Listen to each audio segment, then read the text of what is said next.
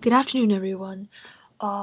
Today I will be giving a presentation analyzing an extract from A Streetcar Named Desire as an individual oral commentary. I will first be giving an introduction about my presentation and also about the background information about the extract. So the extract comes from a play titled A Streetcar Named Desire. The author of the play is Tennessee Williams and the date of publication is 1947. The context of the extract is the exposition of the play, where the main characters, Stanley and Stella, make their appearances on stage. The plot, or a summarization of the plot, is where Stanley throws Stella a pack of meat on his way to bowling, and the purpose of this extract as the exposition is basically when the author gives the setting, it also introduces the main characters. So the structure of the presentation will be that I will analyze the main characters and also the dramatic devices that appears in this extract. So let's first take a look at the first part of the extract where the author creates the setting and gives important details that give background information about the play. So it's the first dark of an evening early in May. The sky that shows around the dim white building is a particularly tender blue, almost turquoise, which invests the scene with a kind of lyricism and gracefully attenuates the atmosphere of decay. You can almost feel the warm breath of the brown river beyond the river warehouses with their faint redolence of banana and coffee. A corresponding air is evoked by the music. And later, this blue piano expresses the spirit of life which goes on here. So basically, the words I highlighted are the important words that give sensory details that help the readers understand or better interpret and imagine the setting which the story took place.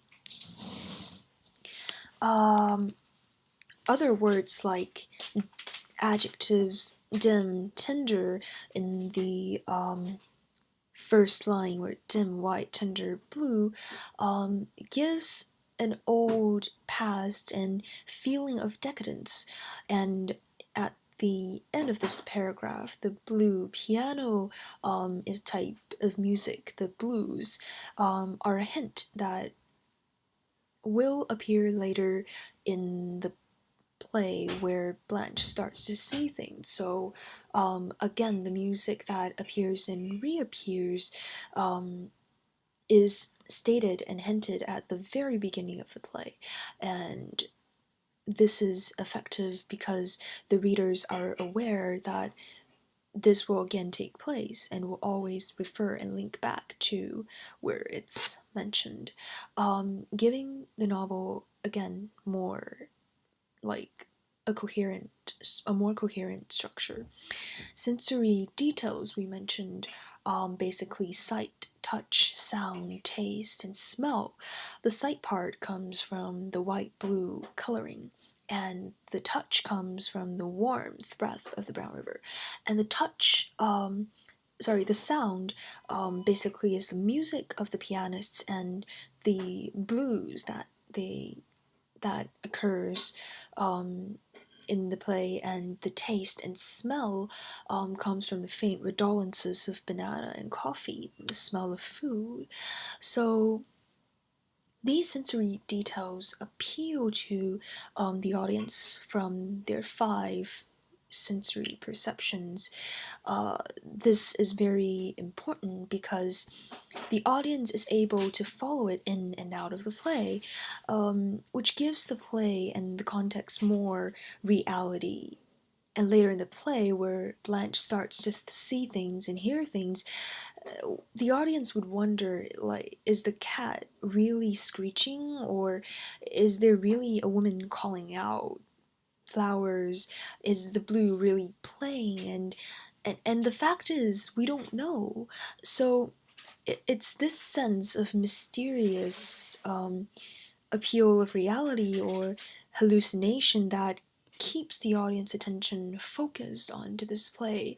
And while this brings the Arthur the audience like in and out of the reality, it's also important because in the end Stella chose to side with Stanley and Blanche and not Blanche, and she was put in a medical institute at the denouement of the play. And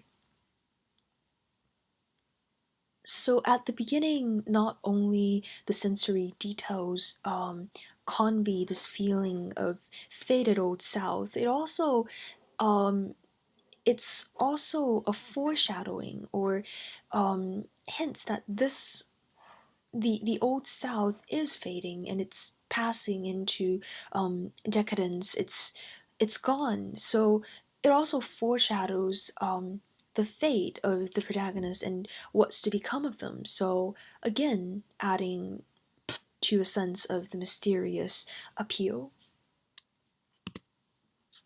Next, let's take a look at the character and conflicts in this part of the extract. The main characters that appeared here are Stanley and Stella.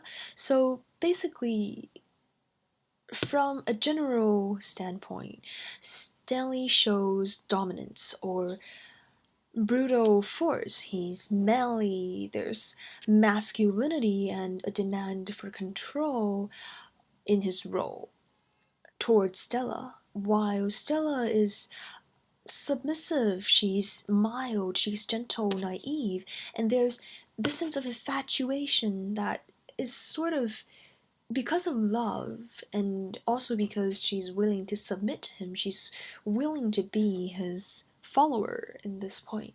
So the relationship between the character are very clear, and it also and their differences in this sense, the differences between their personality and later between their background, education, and their roles, the roles that they play in this house and in their relationship, which later lead to a dark, like a larger conflict.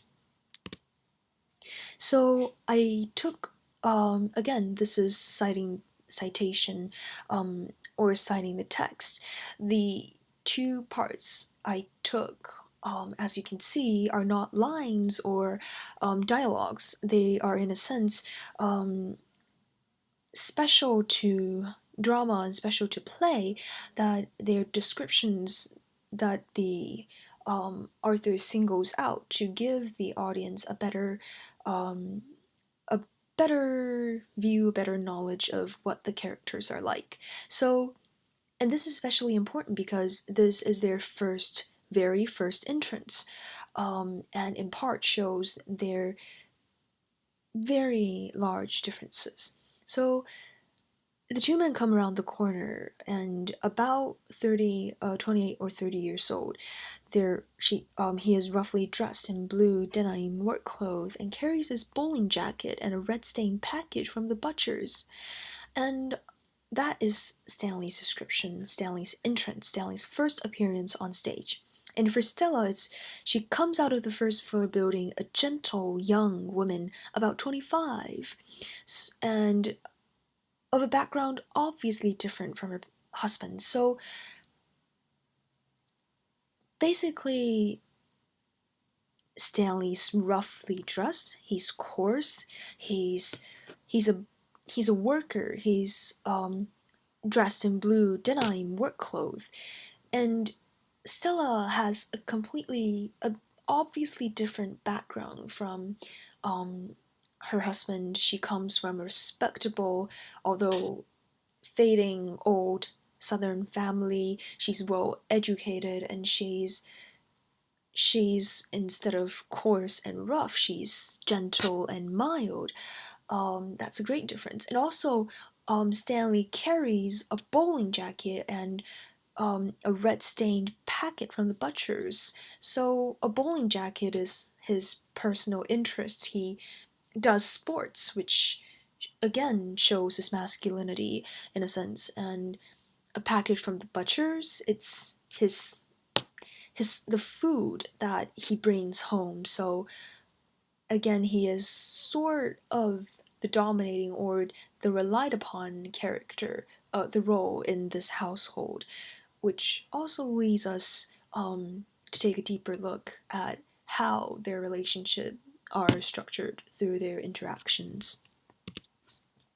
So the next part is basically a meat catching scene, and this is also very symbolic because it gives the audience a direct feel about how or like what role are the two characters playing through their direct interaction.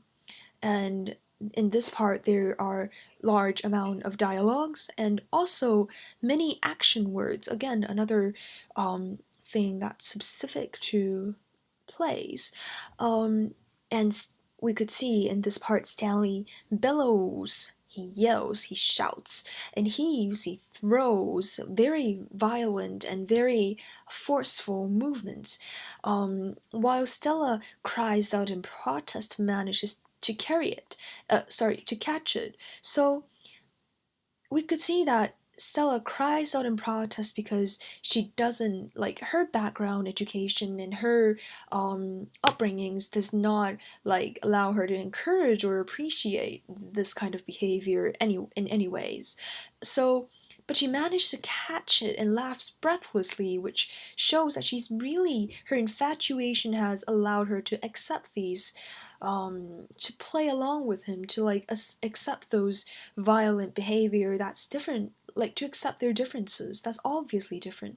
And it also shows that she's a follower, she's willing to submit to him, and she's willing to um, go along with even like things that she probably doesn't, or her upbringing doesn't really allow her to appreciate.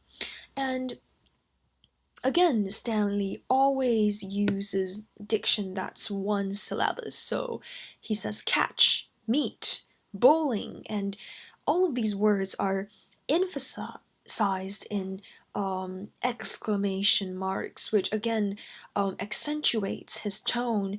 He's yelling, he's shouting, and bellowing in one syllable words, which suggests to the audience that somehow his level of knowledge, his status, his class is not the same as his wife's, and he shows that primitive, that violent force that's very natural but again very dominating. And meat is a symbolic object in this scene because it's a very sensual hint.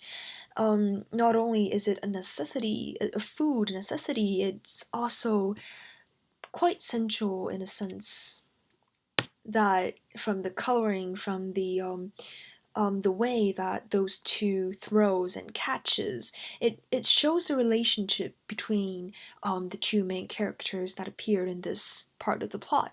And it's also significant because it's quite primitive.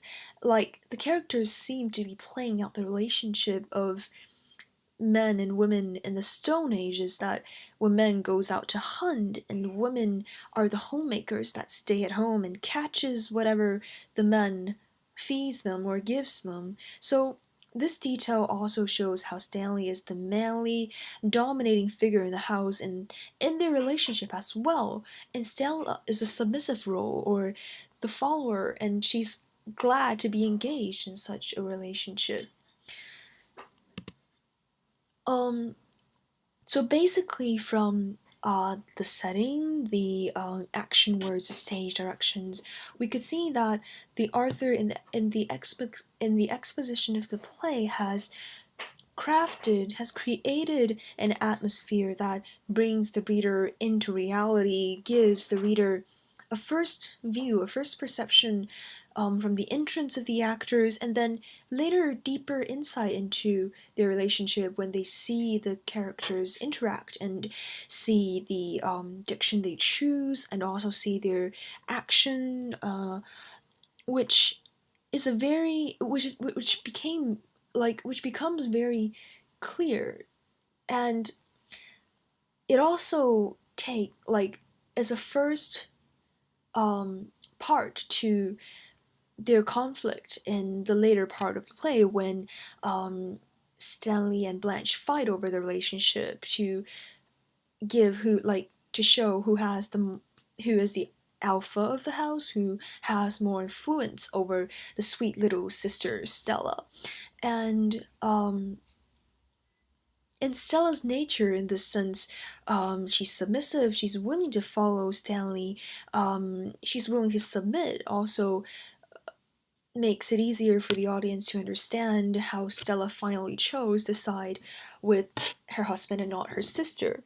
So this part of the extract is quite important to the play as it gives hints and foreshadows to the later part of the conflict.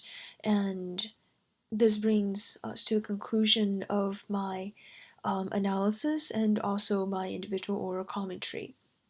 Thank you for listening.